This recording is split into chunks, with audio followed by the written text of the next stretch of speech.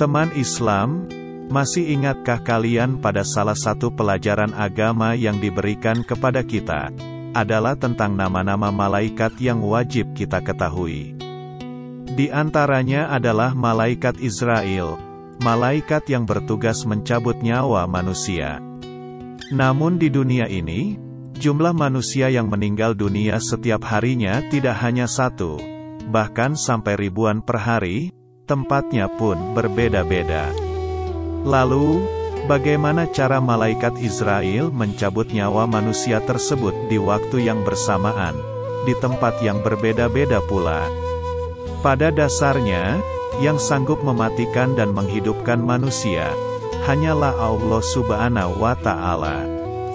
Hal ini disebutkan dalam firman-Nya di dalam surah Yunus ayat 104 sebagai berikut.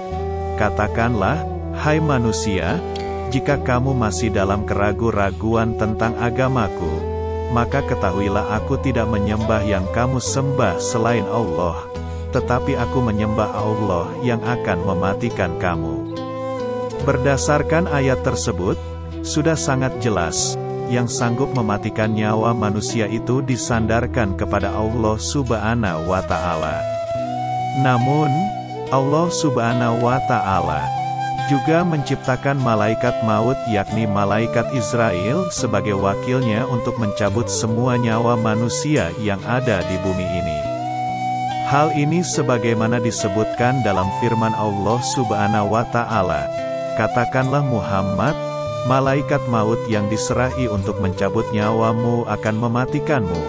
Kemudian hanya kepada Tuhanmu lah kamu akan dikembalikan. Quran Surat As-Sajdah ayat 11. Kemudian setelah Allah Subhanahu wa Ta'ala menciptakan malaikat maut Israel sebagai wakilnya untuk mencabut nyawa manusia, Allah Subhanahu wa Ta'ala juga menciptakan pasukan-pasukan yang terdiri atas para malaikat lainnya yang jumlahnya sangat banyak, sebagai pembantu bagi malaikat Israel untuk mencabut nyawa manusia. Hal ini juga disebutkan dalam firman-Nya, sehingga, apabila datang kematian kepada salah seorang di antara kamu, ia diwafatkan oleh malaikat-malaikat kami, dan malaikat-malaikat kami itu tidak melalaikan kewajibannya. Quran Surat Al-An'am ayat 61. Kata Rusuluna, yaitu malaikat-malaikat kami. Oleh Imam Al-Qurtubi di dalam tafsirnya diartikan dengan awanul malak, atau pasukan-pasukan pembantu malaikat. Dengan demikian, maka dapat kita simpulkan bahwa kematian manusia pada hakikatnya adalah kuasa Allah Subhanahu wa Ta'ala. Lalu Allah Subhanahu wa Ta'ala menyerahkan proses pencabutan nyawa manusia kepada malaikat maut, yakni malaikat Israel yang menjadi komandan atau pemimpinnya.